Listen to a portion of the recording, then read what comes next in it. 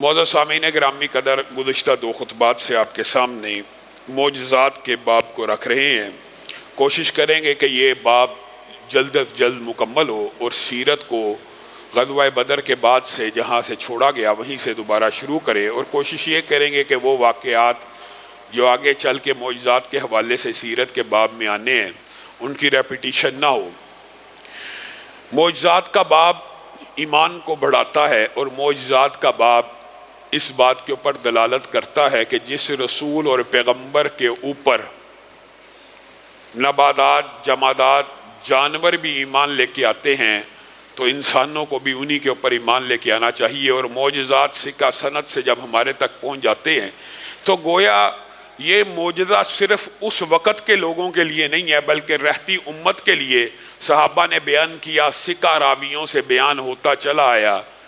سچے لوگوں نے یہ بات ہم تک پہنچائی۔ گویا ایسے ہی یقین ہونا چاہیے جیسے ہم اپنی آنکھوں سے ان معجزات کو دیکھ رہے ہیں۔ اگرچہ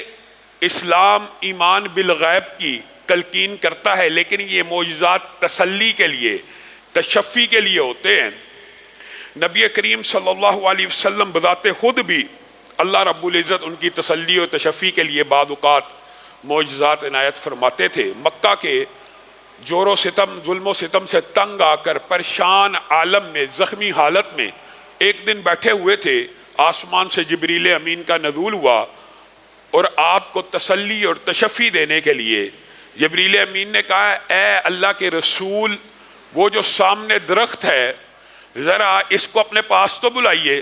رسول اللہ صلی اللہ علیہ وسلم نے کہا میرے پاس آ۔ وہ درخت چلتا ہوا رسول اللہ صلی اللہ علیہ وسلم کی خدمت میں حاضر ہوا، کہا اس کو واپس بھیج دیجئے۔ رسول اللہ صلی اللہ علیہ وسلم نے واپس بھیجا اور کہا میرے لیے تسلی اور تشفی کے لیے یہی بات کافی ہے۔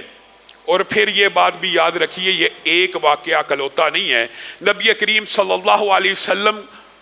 نے اپنی زندگی کے اندر اس بات اور اس واقعے کے بعد جب بھی درختوں میں سے بھی کسی کو پکارا وہ درخت دوڑتا چلا آیا، حتیٰ کہ حضرت جابر بیان کرتے ہیں ایک مرتبہ میں نبی کریم صلی اللہ علیہ وسلم کے ساتھ سفر میں تھا اور نبی کریم صلی اللہ علیہ وسلم کو قضائے حاجت کے لیے کوئی اوٹ نہ ملی تو انہوں نے ایک درخت کی ٹہنی کو پکڑا اور اس کو